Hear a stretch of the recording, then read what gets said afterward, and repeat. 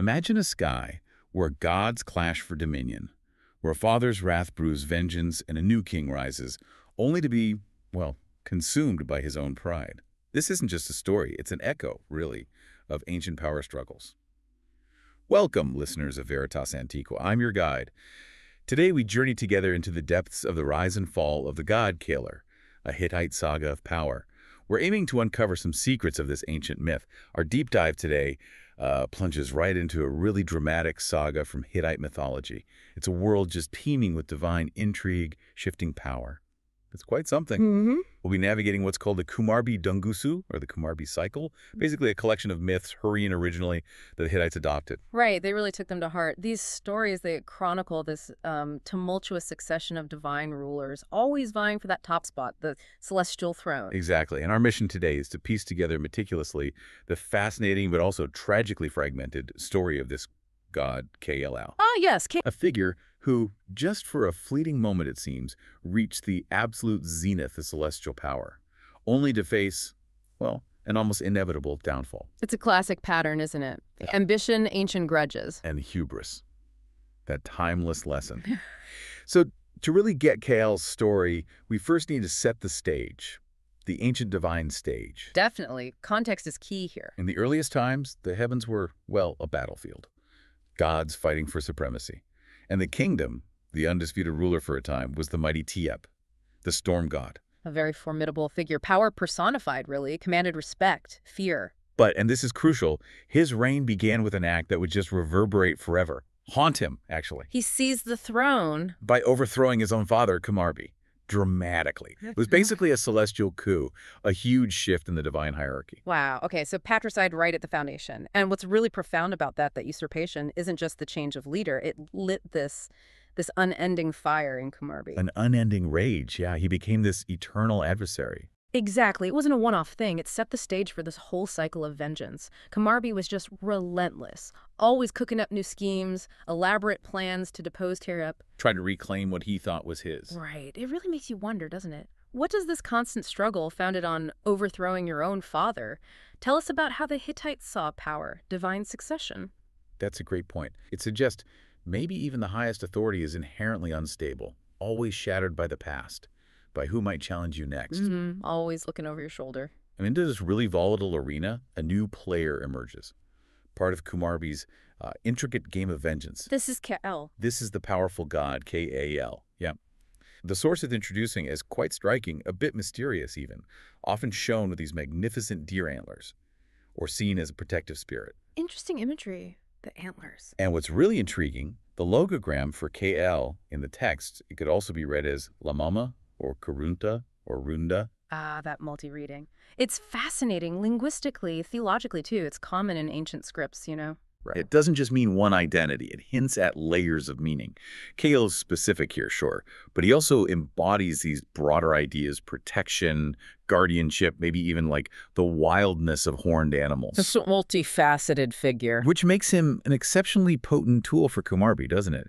Perfect for disrupting the established order, for challenging Taish up. Who is that order? So, with this complex identity and crucially backed secretly by Kumarbi and the wise god Ea. Ea, right. Another key player, often working behind the scenes. KAL gets ready. He dares to challenge Taish directly, the storm god himself. High stakes. We're told the heavens just shook with the force of their battle. Must have echoed everywhere.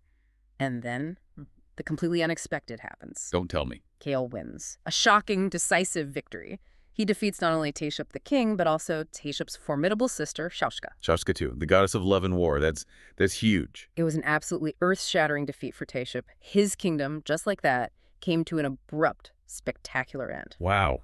Kumarbi and Ea must have been ecstatic. Oh, absolutely. Reveling in their successful plot, they didn't waste a moment. Proclaimed KAL, the new king of all gods.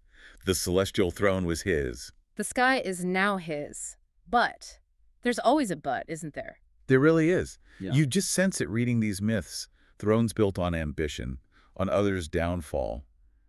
They rarely stay stable for long, do they? No, it highlights that central theme again, the cyclical nature of these power struggles. It's never one final battle, it's constant. A continuous contest. Right. Victory is temporary. New conspiracies are always brewing. Each new king inherits the power, sure, but also the resentments, the ambitions, the weaknesses. It's like a divine Game of Thrones. Constant vigilance needed. Exactly. Unending ambition seems to be the rule. That pattern, that fluidity of power, even for gods, it's really fascinating. But once crowned, King KAL, well, maybe the victory went to his head. Intoxicated by power, you might say. That's the word. Utterly intoxicated, just enjoying his kingdom. But even then, a voice of wisdom emerges, offering counsel that, well, if he'd listen. Who was this? The wise goddess Kubaba.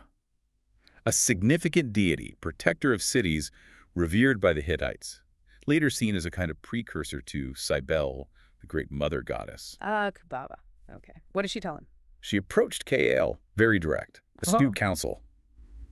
"Oh, King KAL," she said basically, "gather the other gods, talk to them, rule alongside them. Smart. Build a coalition. If you don't get their support," she warned, "your throne will stay unstable." A really clear warning. And that advice is absolutely critical. It's more than just plot. It's philosophy, right? Yeah. It says lasting rule isn't just raw power. You need legitimacy, consensus. Exactly. Cooperation. Ignoring that. It's not just a political blunder. It's like a moral failure in the divine order. Right. It shows a lack of understanding of real leadership. Setting up the classic arrogant ruler trope. Whose downfall is usually self-inflicted, yeah. And KAL, tragically, blinded by his quick win, his new status, he just completely disregarded her. He didn't listen. Total arrogance took hold. He basically thought, I'm king, I don't need anyone's advice. Dismissed the other gods. Convinced his power alone was enough. Big mistake. This, the sources tell us, this was the turning point, the seed of his downfall. And it wasn't long before Kumarbi and Ea, the ones who put him there, They started having second thoughts. they started feeling, Yes, please. yeah, they realized their pawn, KAL, had become uncontrollable. They'd just replaced one tricky king with an even more arrogant one, and they knew this error needed fixing. Fast. So the conspirators start conspiring against their own creation, the irony. It really is. Now, here's where the story gets, well, poignant for us and frustrating. What happens? The continuation, the part that tells us KAL's ultimate fate. It's lost. Breaking tablets. The classic problem. Shattered clay, ravaged by time. So much lost. It's a stark reminder, isn't it?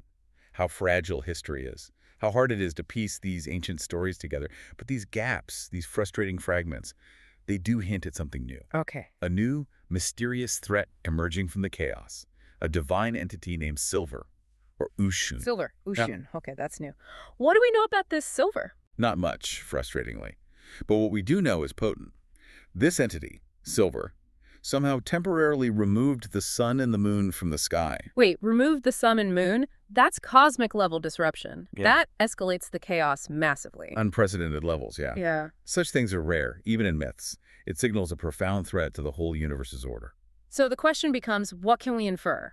Given Kumarbi's track record of creating these monstrous challengers for Tikshub, like Ulikumi. Was Silver another one? That's the big question. A massive cosmic disruption. The stakes are sky high now, but the tablets are broken. Leaving so many unanswered questions. Who sent Silver? Was it Kumarbi again? What happened to KAL's kingdom during all this? And where was Tikshub? What was his fate while the lights were out, so to speak? Exactly. All these vital details. Lost. Maybe forever. Just silent dust. How do we even approach these gaps as modern listeners trying to understand? It's the core challenge, yeah. These fragments force us into a different way of thinking. Not a perfect linear story, but looking for patterns, the grammar of their mythic world. The grammar of the mythic universe. I like that. We have to infer. Look at the bigger picture, the whole Kumarbi Dunguzu, the Kumarbi cycle. The Hittites, it seems, they weren't afraid of the unknown.